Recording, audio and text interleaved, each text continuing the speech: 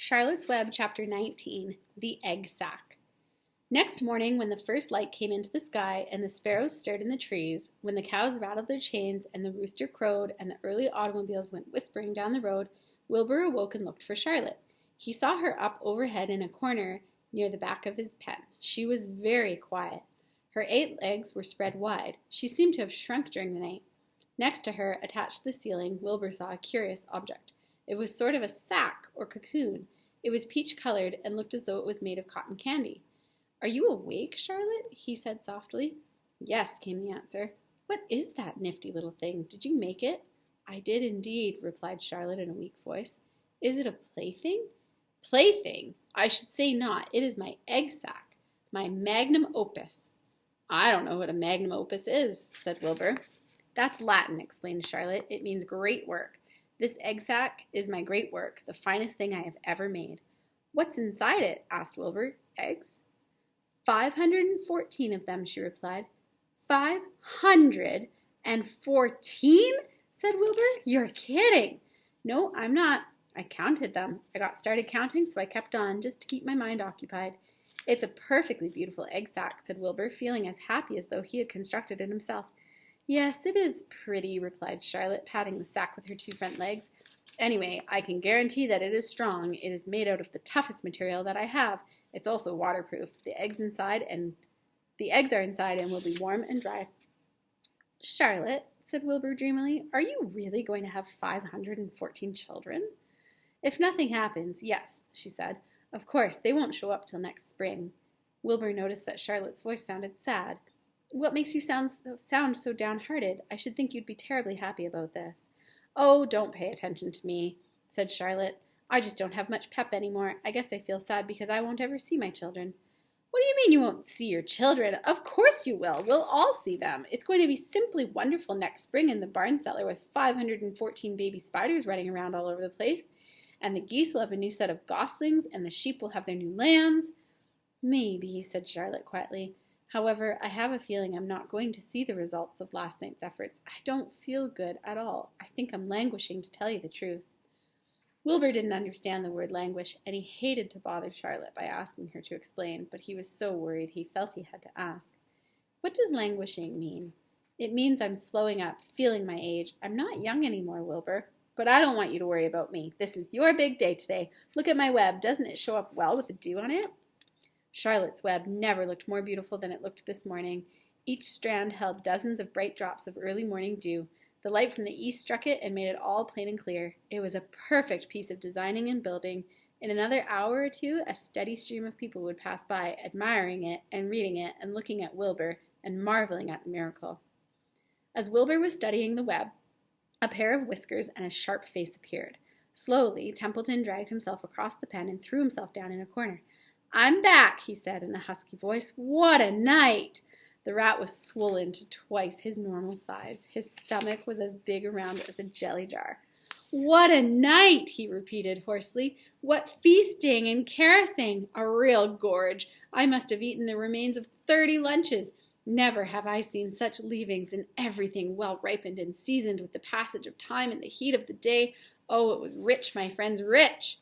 "You ought to be ashamed of yourself," said Charlotte in disgust. "It would serve you right if you had an acute attack of indigestion." "Oh, don't worry about my stomach," snarled Templeton. "It can handle anything.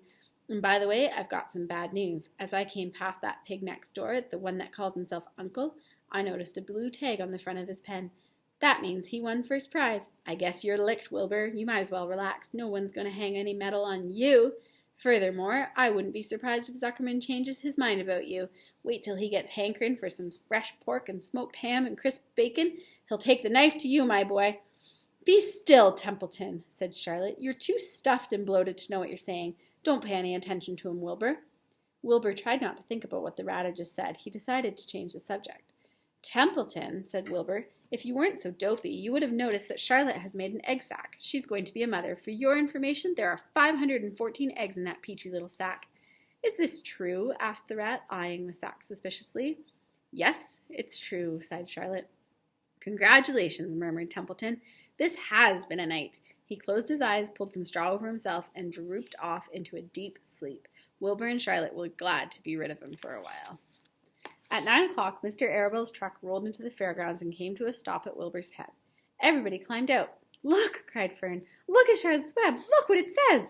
The grown-ups and the children joined hands and stood there studying the new sign. "Humble," said Mr. Zuckerman. "Now, isn't that just the word for Wilbur?"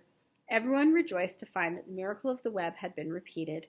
Wilbur gazed up lovingly into their faces. He looked very humble and very grateful. Fern winked at Charlotte. Lurvy soon got busy. He poured a bucket of warm slops into the trough, and while Wilbur ate his breakfast, Lurvy scratched him gently with a smooth stick.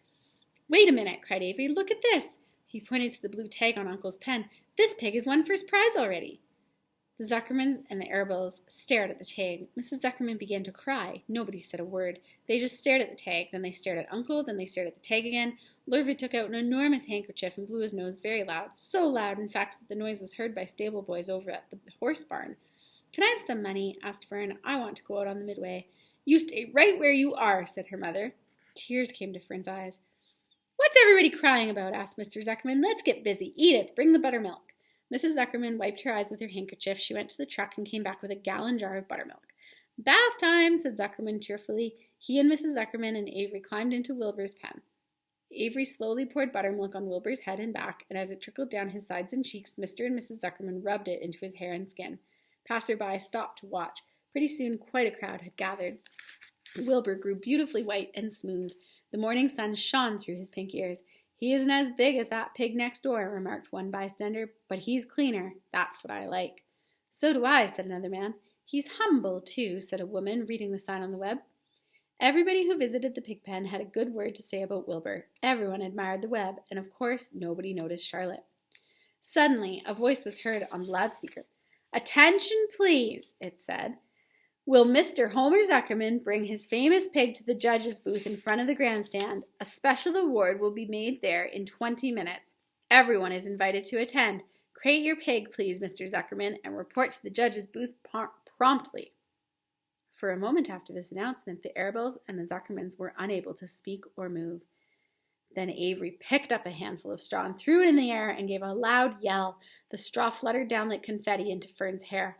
Mr. Zuckerman hugged Mrs. Zuckerman. Mr. Arabelle kissed Mrs. Arabelle. Avery kissed Wilbur. Lurvy shook hands with everybody. Fern hugged her mother. Avery hugged Fern. Mrs. Arabelle hugged Mrs. Zuckerman. Up overhead, in the shadows of the ceiling, Charlotte crouched unseen, her front legs encircling her egg sac. Her heart was not beating as strongly as usual, and she felt weary and old, but she was sure at last that she had saved Wilbur's life, and she felt peaceful and contented. "We have no time to lose," shouted Mr. Zuckerman. "Lurvy, help with the crate." "Can I have some money?" asked Fern. "You wait," said Mrs. Arabelle. "Can't you see everybody is busy?" "Put that empty buttermilk jar into the truck," commanded Mr. Arabelle. Avery grabbed the jar and rushed to the truck. "Does my hair look all right?" asked Mrs. Zuckerman. "Looks fine," snapped Mr. Zuckerman as he and Lurvy set the crate down in front of Wilbur. "You didn't even look at my hair," said Mrs. Zuckerman. "You're all right, Edith," said Mrs. Arabelle. "Just keep calm." Templeton, asleep in the straw, heard the commotion and awoke. He didn't know exactly what was going on, but when he saw the men shoving Wilbur into the crate, he made up his mind to go along. He watched his chance, and when no one was looking, he crept into the crate and buried himself in the straw at the bottom. "All right, boys," cried Mr. Zuckerman. "Let's go." He and Mr. Arabelle and Lurvy and Avery grabbed the crate and boosted it over the side of the pen and up into the truck. Fern jumped aboard and sat on top of the crate. She still had straw in her hair and looked very pretty and excited. Mr. Arabelle started the motor. Everyone climbed in and off they drove to the judge's booth in front of the grandstand. As they passed the Ferris wheel, Fern gazed up at it and wished she was in the topmost car with Henry Fussy at her side.